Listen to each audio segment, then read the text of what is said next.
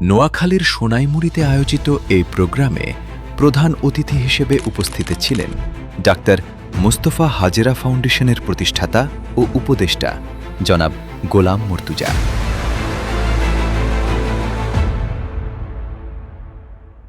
সম্মানিত মেহমানবৃন্দ, সম্মানিত সভাপতি, সম্মানিত শিক্ষকবৃন্দ, সম্মানিত আমাদের গার্ডিয়ানবৃন্দ এবং সর্বস্তরে আমাদের প্রাণপ্রিয় ছোট ভাই ও বোনেরা, সর্বপ্রথম ইসলামিক গ্রিটিংস, আসসালামু আলাইকুম ওয়া রাহমাতুল্লাহি ওয়া বারাকাতুহু। মহান রব্বুল আলামিনের কাছে আমরা শুকরিয়া জ্ঞাপন করি ফার্স্ট অফ অল, যে আল্লাহ রাব্বুল আলামিন আমাদেরকে সুস্থ রেখেছেন অসুস্থ রোগীদের থেকে। অনেক মানুষ জীবনের সাথে মৃত্যু পাঞ্জা লড়ছেন, তাদের থেকে আমাদের শারীরিক সুস্থতার মাধ্যমে আজকের এই প্রোগ্রামে সেই প্রোগ্রামটাকে সফল করার জন্য আমরা চেষ্টা করেছি। আমরা সেই মহান রব্বুল আলামিনের কাছে শুকরিয়া জ্ঞাপন করি, শুকর আলহামদুলিল্লাহ। আসলে আমাদের মতিউর ভাই আমাকে বলেছিল যে আমার জীবনের গল্প বলার জন্য, আবার অন্যান্য বক্তাদের থেকেও আমার প্রতি কিছু জিনিস বলা হয়েছিল।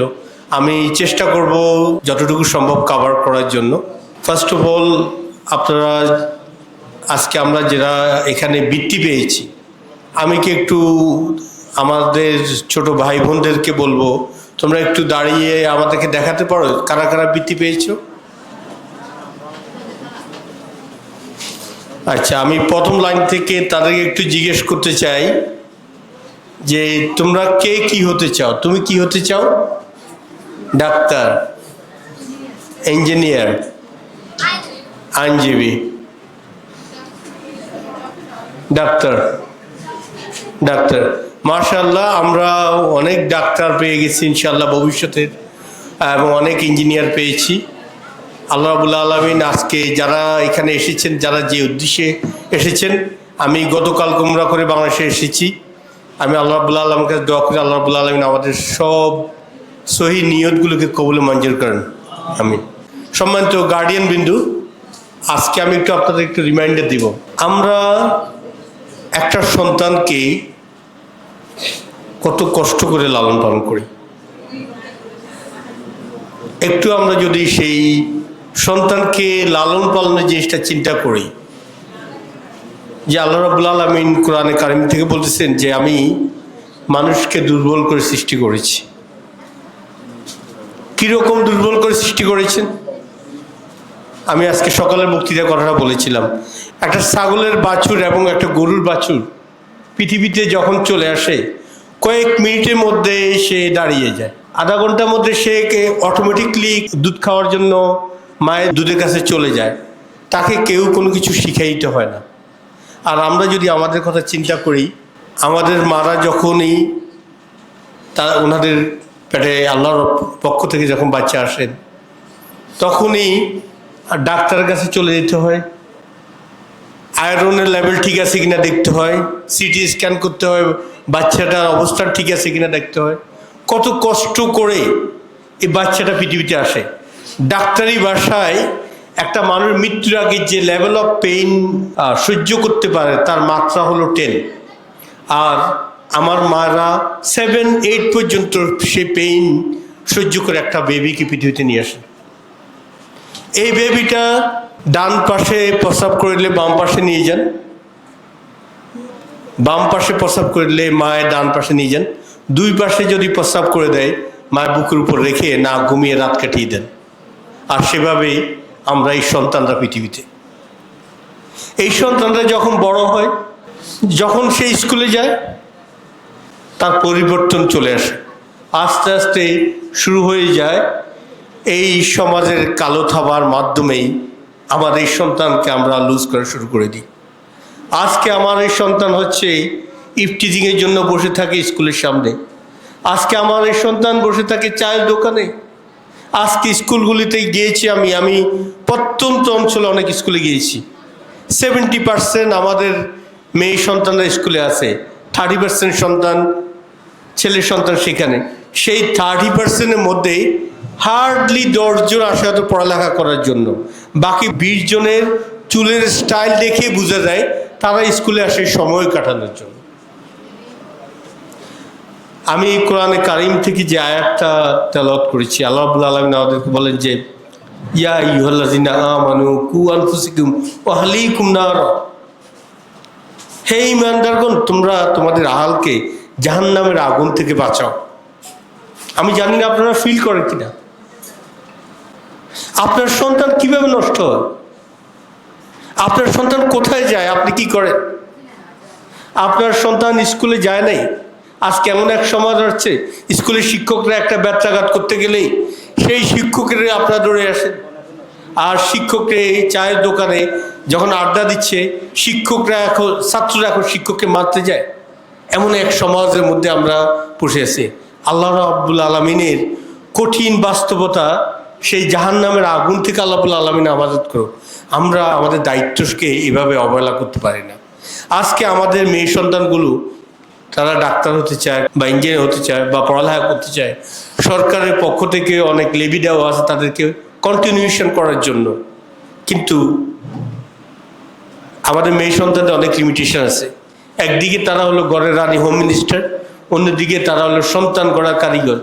কিন্তু এই সমাজকে লিড করার জন্য আউটসাইডে যে রেসপন্সিবিলিটি, ফাদার্স রেসপন্সিবিলিটি পালন করার জন্য আমাদের যেই সমাজ দরকার, যেই ছেলে সন্তানকে ডেভেলপ করা দরকার, আজকে আমাদের দায়িত্বশীলরা বলেছেন অনেকে এখানে, আমরা তাদেরকে এভাবে ছেড়ে দিতে পারি না।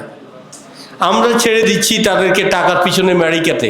আমি আপনাকে আমার জীবনের গল্প বলার জন্য বলছি, যেহেতু আজকে থেকে কত বছর হবে, প্রায় তো 25 বছর বা 26 বছর আগে আমি যখন ক্লাস 7-এ ছিলাম, আমার চাচা যেন আমেরিকায় থাকেন। আমি আমিরাবাদ স্কুলে মনে হয় সেকেন্ড বয় ছিলাম, ক্লাস 7 অথবা 8-এ। তো চাচা যান সবার মতো করে আমার নামও দিয়েছিল ওনার ছেলে হিসেবে আমাকে আমেরিকা নেওয়ার জন্য। সেদিন আমার বড় ভাই ক্যাপ্টেন কিবরিয়া সাহেব, আমাদের সম্মানিত চেয়ারম্যান, সেটাই ডিনাই করেছিলেন যে না, আমি আমার ভাইকে এইভাবে আমেরিকায় যেতে দিব না। যাওয়া হয় নাই, সব কিছু হয়েছে লাস্ট স্টেজে শুধু ভিসা অ্যাপ্লিকেশন করা বাকি ছিল আমেরিকা যাওয়ার, কিন্তু আমার যাওয়া হয়নি। সেটাকে আমি তো ছোটো, অত কিছু বুঝতাম না, বাট সেটা আমার জীবনের জন্য এক সৌভাগ্য আমি মনে করব। তো হিস্ট্রি একটু বলি, যেহেতু বলার জন্য, আমি ওদের স্কুলে যখনই পড়ি, এই তোমাদের মতো ছোট ছেলে মেয়ের মতোই একটা নিজের প্রতি নিজের একটা হিংসা ছিল, যে আমি এই সমাজে যার সাথে হাঁটবো, আমার বাবার কাছে গেলেই যাতে কোনো কমপ্লেন না হয়। মানুষ যখন আমাকে চিন্তা করে যে এই লোকটা, এই ছেলেটা একটা ভালো মানুষের সাথে হাঁটে, আমার থেকে আমার গ্রামে কোনো ভালো ছেলে পাইনি, আমার কোনো বন্ধু হয় না। আমি আমাদের স্কুলে যেতাম, আমাদের বাড়ি দেওটি বাণীপুরের কাছাকাছি। এই হেঁটে যখন দেওটি বাজারের উপর দিয়ে যেতাম না, কারণ মানুষ আমাকে দেখে ফেলবে। আমি আমাদের খলিল চেয়ারম্যান সাহেবদের সেই বাগানের ভিতর দিয়ে স্কুলে যেতাম, বা বাজার পিছনে যে পুকুরটা আছে সেই পুকুরের পাড় ধরে স্কুলে যেতাম। স্কুল জীবনে আমার প্রাইভেট পড়ার কোনো টাকা ছিল না। আমি আমার ক্লাস 10-এ এসে আমার শ্রদ্ধেয় শিক্ষককে বললাম, বিসি সাহেবকে, যে আমি তো টাকা দিতে পারবো না, আমার বাবার তো নুন আনতে পান্তা পুরায়। স্কুল জীবনে পরীক্ষার রেজাল্টের জন্য, প্রস্তুতির জন্য আমার কখনো টেনশন হয় নাই। টেনশন ছিল শিক্ষকদের পুরো বছরের বেতন বাকি, আমাকে কি সেদিন পরীক্ষা দিতে দিবে কিনা। টেম্পোরারি আইডি দিয়ে এইভাবে পরীক্ষাটা চালিয়ে নিতে হতো আমাকে। পরীক্ষা প্রতিদিন সকালে, এই ধরনের একটা টেনশন ছিল। তারপরে সেই শিক্ষক যার কাছে প্রাইভেট পড়তে যাই, উনি বলে যে তুমি পড়ো, যা টাকা দিতে পারো দিবে। এফাকে একটু এখানকার গল্পটা বলে ফেলি। খলিলুর রহমান বৃত্তি পরীক্ষার সাথে আমার অনেক ইতিহাস জড়িত। আমি সে সময় প্রথম স্থান অধিকার করি সেই বৃত্তি পরীক্ষায়। আমার মনে নেই কোন জায়গায় বৃত্তি পরীক্ষার সেই মেডেলটা দিয়েছিল। আমি আমার বাড়ি থেকে হেঁটে এসেছি, কারণ আমার কোনো রিক্সা ছিল না, বা আমার কাছে ওই রকম টাকা ছিল না, আমার পায়ে একটা স্যান্ডেল ছিল না, আমার যে একটা লুঙ্গি ছিল সেই লুঙ্গিটা ছিল ছেঁড়া। আমি যখন মঞ্চের দিকে হেঁটে আসি তখন আমি লুঙ্গিটা চিপিয়ে ধরে হেঁটে এসেছিলাম হাজার হাজার ছাত্রছাত্রীর মাঝখানে। সেদিন বৃত্তি নিয়ে আমি যাওয়ার সময় অবশ্য রিক্সা করে গিয়েছিলাম, কারণ আমি অনেক বৃত্তির টাকা পেয়েছিলাম। সো স্কুল জীবনে আমি সবার স্কুলের সাথে আমার আরেকটা জিনিস, এই সেন্টারে আমার পরীক্ষা হয়েছিল ওই পাশে, পুরানা বিল্ডিং, এটা এখন তো ভেঙে ফেলছে। আমি ওই সেন্টারে ফার্স্ট বয় হয়েছিলাম ওই সময়। তো নিজের যেই চাওয়া পাওয়ার মাঝখানে যে জিনিসটা ছিল, যে সবসময় চিন্তা করতাম যে আমি কিভাবে একটা পৃথিবীতে একটা ইউনিক এক্সাম্পল হব, আমি কিভাবে এমন একটা মানুষ হব যার জীবনে কোনো কলঙ্ক থাকবে না, যার জীবনে কেউ কোনো কোয়েশ্চেন করতে পারবে না। আমি আশা করি, আমি চেষ্টা করি আল্লাহ রাব্বুল আলামিনের পক্ষ থেকে সর্বোচ্চ সংযম প্রদর্শন করে পৃথিবীতে বেঁচে থাকার জন্য। আমার প্রতি যদি কোনো অন্যায় হয়, আমি সে অন্যায়কে সংযম করার চেষ্টা করি এবং মনে করি যে সে অন্যায়টার মাধ্যমে আল্লাহ সুবহানাহু ওয়া তাআলা আমাকে অনেক রিওয়ার্ড দেবেন। আমি ওইভাবেই চিন্তা করি। আমি আমার ছোট ভাই বোনদের একটু বলবো, আমি তৎকালীন খুব ছোট থেকে যখন কোনো ছাত্র সংগঠনে ছিলাম না, তখন আমার মধ্যে একটা জিনিস কাজ করতো, যে আমি তো একটা ছেলে মানুষ। ওই সময় দেখতাম আমাদের ক্লাসমেটদের বিয়ে হয়ে যেত অল্প বয়সে, তখন আমার বোনদেরও বিয়ে হয়েছিল। বিয়েতে ছেলেদেরকে একটা কথা জিজ্ঞেস করতো যে ছেলে কি করে, আর মেয়েদের ব্যাপারে একটা কথা জিজ্ঞেস হয় যে মেয়ে কিসে পড়ে। এটা এখনও কমন। তো আমার মাঝখানে এই জিনিসটা কাজ করতো যে এখানে আমি আমার ক্লাসের কোনো মেয়ের সাথে কথা বলবো না, নিজের একটা ইউনিকনেস ছিল। পরবর্তীতে আমার শিক্ষক, আমার সিরাজুল ইসলাম স্যার, উনি আমাকে ফোর্স করে যে প্রাইভেট পড়াতো, তো উনি ওনার বিভিন্ন ব্যাচ আমি পড়াতাম, আমাদের ক্লাসমেটদেরকে পড়াতাম। আমার একজন শিক্ষক ছিল আর মান্নান স্যার, ওনার ছেলে আমার ক্লাসমেট ছিল। আমি সকাল প্রতিদিন 9টা থেকে 10টা পড়িয়ে তাকে স্কুলে নিয়ে আসতাম। আমার সেই শিক্ষক একদিন আমাকেই পয়সা দিয়েছিল যে তুমি 2 মাস পড়াইছো, 100 টাকা তোমার জন্য জোগাড়। আমি ওই টাকাগুলো দেখে বুঝলাম যে শিক্ষক প্রতিদিন বা প্রতি সপ্তাহে 5 টাকা করে করে জোগাড় করে আমার জন্য সে 100 টাকা জোগাড় করেছিল। খুব বড় তো হই নেই, কিন্তু তখনও আমার কাছে মনে হচ্ছিল যে আমি এই শিক্ষকটা তো আমাকে ক্লাসেও পড়ায়, আমি কেন তার থেকে টাকা নিব। সে তখনকার 26 বছর আগের 100 টাকা অথবা এখন 5,000 10,000 টাকা হতে পারে, কিন্তু আমি চেষ্টা করেছি নিজের জীবনে নিজের ওন ইউনিকনেস ধরে রাখার জন্য, কিভাবে আমি সবার মধ্যে বেস্ট হব। আল্লাহ সুবহানাহু ওয়া তাআলা কখনোই মানুষকে ঠেকান না। আল্লাহ সুবহানাহু ওয়া তাআলা কোরআনে কারিমে বলেন সূরা রাদে, ইন্নাল্লাহা লা ইউগাইয়িরু মা বিকাউমিন হাত্তা ইউগাইয়িরু মা বিআনফুসিহিম। আল্লাহ তাআলা কখনো মানুষের ভাগ্য পরিবর্তন করে না যতক্ষণ পর্যন্ত না মানুষ নিজে তার ভাগ্য পরিবর্তনের চেষ্টা না করে। ইন্টারমিডিয়েট পড়ার জন্য ঢাকাতে গেলাম, কাউকে পাই নাই যে ঢাকাতে থাকার জন্য। নিজের আপন মামাও ছিল, কিন্তু পারিবারিক দৈন্যতা, ঢাকা শহরে একটা মানুষকে রাখা, উনি সেই রিস্ক নেন নাই।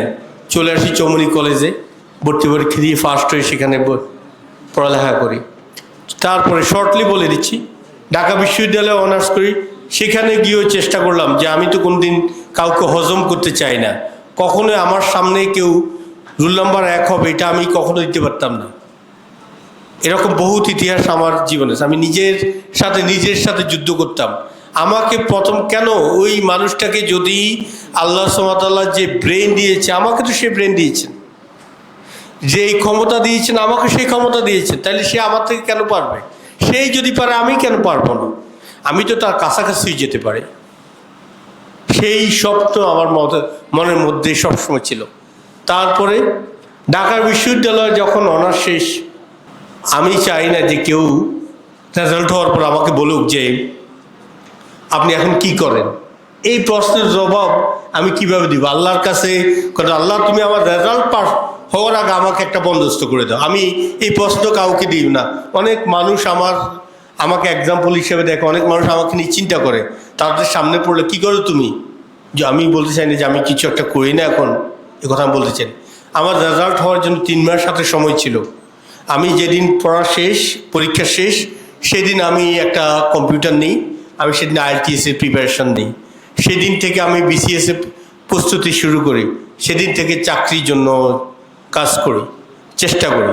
আমি সেই সময় ইউডা, ইউনিভার্সিটি অফ অল্টারনেটিভ ডেভেলপমেন্টস, ইউডা সে সময় অনেক বড় ইউনিভার্সিটি ছিল। সেই ইউনিভার্সিটিতে আমি লেকচারার হওয়ার জন্য অ্যাপ্লিকেশন করি। আমি আলহামদুলিল্লাহ ওই সময় জব পেয়ে যাই। আজকে সেই ইউডার আমি একজন ট্রাস্টি মেম্বার ইউনিভার্সিটির, কিন্তু আমি ওই জবে জয়েন করিনি। একই সময় আমি বিসিএস প্রিলিমিনারি এবং রিটেন দিই, মকের জন্য ওয়েট করি। একই সময় আমার আইএলটিএসের রেজাল্ট চলে আসে। আমি ইউকেতে পড়ালেখার জন্য আমি আমার প্রস্তুতি নিই। আমার হাতে তিনটা অপশান, আমি কোনটা চুজ করব। পরিবারের সম্মতি, আমার নিজের চেষ্টা নিয়ে আমি লন্ডনে চলে যাই যুক্তরাজ্যে মাস্টার ডিগ্রি করার জন্য। তখন আবার এয়ারপোর্ট থেকে নামার সময় আমার এখনও মনে পড়ে, যখনই ফ্লাইটটা ল্যান্ড করতেছিল আমি নিজের কাছে নিজে বলেছিলাম, আমি এই দেশে ঘুমাতে আসিনি, আই কেম ফর কন্ট্রিবিউশন। আমি এই দেশে কন্ট্রিবিউট করতে এসেছি, আমার নিজের জন্য, আমার পরিবারের জন্য, আমাদের এই দেশ বাংলাদেশের জন্য এবং ব্রিটেনের জন্য। আমি যুক্তরাজ্যে আজকে একটা ইউনিভার্সিটির অ্যাডভাইজারি বোর্ড মেম্বার আপনাদের দোয়ায়।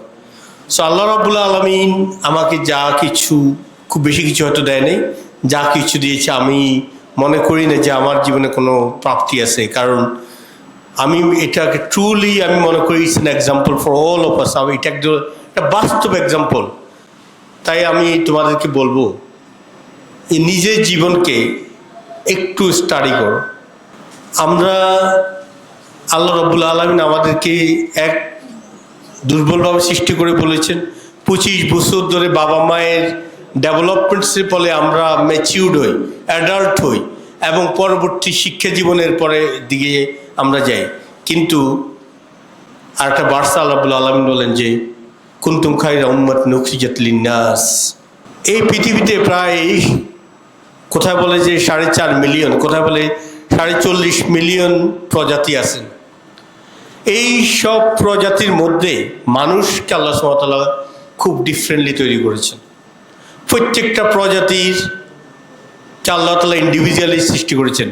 মানুষের জ্ঞান, মানুষের নলেজ, মানুষের চিন্তা করার অ্যাবিলিটি এবং মানুষকে পৃথিবীকে লিড দেওয়ার অ্যাবিলিটি আল্লাহ সুবহানাহু ওয়া তাআলা মানুষকে দিয়েছেন। এই জন্য কোরআনে কারীম বলেন যে কুনতুম খায়রা উম্মাতিন উখরিজাত লিন্নাস তা'মুরুনা বিল মা'রুফ ওয়া তানহাউনা, তোমরাই শ্রেষ্ঠতম জাতি। হিউম্যান বিইংকে, মানুষকে নিয়ে বলছে। এবং তোমাদেরকে কেন তৈরি করা হলো? মানবতার কল্যাণের জন্য। কীভাবে মানবতার কল্যাণ করবে? তোমরা এই সমাজের যত নেগেটিভিটি আছে তার বিরুদ্ধে তোমরা ফাইট করবে আর তোমরা ভালো করবে, ভালো কাজ করবে।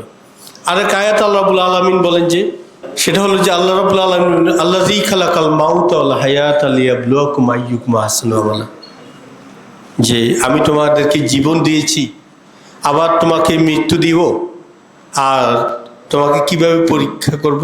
উত্তম কাজের মাধ্যমে। সো আমাদেরকে যদি আল্লাহ রাব্বুল আলামিন এত সুন্দরভাবে সৃষ্টি করে দুনিয়ার সমস্ত কিছুকে আমাদের জন্য রেডি করে দিয়ে, দুনিয়ার সমস্ত পশু পাখি, জীব জন্তু, অ্যানিমেল সব কিছুকে দিয়ে আমাদেরকে সৃষ্টি করার পরে আমাদেরকে আল্লাহ রাব্বুল আলামিন কখনোই এইভাবে ছেড়ে দিবেন না। তাই আসুন আমরা প্রত্যেকে আজকে এমন একটা কমিটমেন্ট নিই নিজের থেকে যে আমার থেকে পৃথিবীতে অনেক মানুষ আছে যাদের আবিষ্কার, যাদের চেষ্টা, যাদের অ্যাচিভমেন্ট অনেক হাই। আমি অনেক উদাহরণ দিতে পারবো, সময়ের সংকীর্ণতা আছে, আবার নামাজের সময়ও আছে। আমাদের শুধু একটা কথা বলবো যে ভারতের একজন প্রেসিডেন্ট যিনি এপি আবুল কালাম, সেই স্বপ্ন নিয়ে একটা কথা বলেছিল যে স্বপ্ন তো সেই জিনিস, বাস্তব স্বপ্ন ওই স্বপ্ন নয় যে তোমাকে ঘুমাতে দেয়। স্বপ্ন হলো সেই জিনিস যে স্বপ্ন তোমাকে ঘুমাতে দেয় না। আমরা স্বপ্ন দেখতে থাকি। পৃথিবীতে যত আবিষ্কার হয়েছে, চন্দ্র, চাঁদের দেশ, মহাকাশ হতে শুরু করে এই কোথাও মানুষ কি আগে গিয়েছিল? কোথাও গিয়েছিল? কোথাও যায়নি। কিন্তু মানুষের আবিষ্কার একমাত্র কারণ হয়েছিল তার স্বপ্ন। তাই আমরা স্বপ্ন যত বড় হবে, আমাদের চাওয়া পাওয়ার এবং আল্লাহ রাব্বুল আলামিন থেকে পাওয়ার সে অ্যাবিলিটি আমাদের বেড়ে যাবে। আমরা আজকে এই মঞ্চে এই প্রোগ্রাম থেকে এমন একটা স্বপ্নের জন্য চেষ্টা করি যে ডাক্তার হব, ইঞ্জিনিয়ার হব, সেটা নয়। বাস্তবে আমরা হব মানুষ। সেটাই আমাদের থাকবে প্রত্যাশা, যার মাধ্যমে এই সমাজে আলো ছড়িয়ে দিব, যার মাধ্যমে এই যুব সমাজে এই সমাজকে আলো ছড়িয়ে দিতে পারে। অনেক ইতিহাস আছে। আপনারা 24-এর গণ অভ্যুত্থানে দেখেছিলেন, 52-এর ভাষা আন্দোলন দেখেছেন, 71-এর স্বাধিকার আন্দোলনে আমরা ইতিহাস দেখছি। সব ক্ষেত্রে তরুণদের অবদানই ছিল মুক্তির একমাত্র পথ। তাই আসুন প্রত্যেকে নিজের চরিত্রকে একদম আদর্শ মানুষ, আদর্শ সমাজ গঠন করার জন্য নিজেদের দায়বদ্ধতা থেকে আমরা কাজ করি। আর একটা দায়বদ্ধতার কথা আসছে, আর একটা হাদিস চলে আসছে। আল্লাহ রাসূলুল্লাহ সাল্লাল্লাহু আলাইহি ওয়াসাল্লাম বলেন, কুল্লুকুম রাইন ও কুল্লুকুম মাসউলুন আন রাইয়াতি। অর্থাৎ প্রত্যেকটা মানুষ দায়বদ্ধ, এবং আল্লাহ রাব্বুল আলামিন কিয়ামতের দিন তার অধীনস্থ সম্পর্কে তাকে জিজ্ঞেস করবেন, তাকে তার কফিয়ত দিতে হবে। এই হাদিসের অ্যানালাইসিসে বলা হলো, একজন রাজা তার লোকজনের জন্য দায়বদ্ধ, ওই রাষ্ট্রের একজন পিতা বা পরিবারের কর্তা তার পরিবারের জন্য দায়বদ্ধ, একজন স্ত্রী তার সন্তান এবং স্বামীর জন্য দায়বদ্ধ, একজন সার্ভেন্ট তার মনিবের সম্পদের জন্য দায়বদ্ধ। সুতরাং প্রত্যেকেই দায়বদ্ধ, আমরা প্রত্যেকে দায়িত্বশীল। আমি আমার ছোট ভাইয়ের জন্য দায়িত্বশীল। তোমরা যারা ছোট আছো, তোমাদের এই দায়বদ্ধতা থেকে আমরা আজকে থেকে কাজ করি, আজকে থেকে শুরু করে দিই যে আমি ঘরের ভিতরে যখন থাকবো আমি আমার মাকে একটু হেল্প করব। আমার বাবা যখন বাইরে থেকে আসে আমি এক গ্লাস জুস, এক গ্লাস পানি আগিয়ে দিয়ে বাবাকে হেল্প করব। বাইরে যাওয়ার সময় হেল্প করি। স্কুলে একটা ছেলে আমার সাথে বা একটা মেয়ে একটা অঙ্ক পারে না, তাকে দিয়ে হেল্প করব। প্রত্যেক দিন আমলে সালিয়া সৎকর্ম করার জন্য নিজের মাঝখানে একটা চেষ্টা করি। দেখবেন একদিন এইভাবে করতে করতে করতে করতে ইনশাআল্লাহ আল্লাহ রাব্বুল আলামিন তার পছন্দের বান্দা হিসাবে তোমাকে কবুল করে দেবে এবং দুনিয়ার সমস্ত চাওয়া পাওয়া আল্লাহ তাআলা সহজ করে দিবেন। পরিশেষে আজকের নোয়াখালী রুরাল ফাউন্ডেশনে আমাকে অনেক দিন থেকে দাওয়াত দেওয়া হয়েছিল।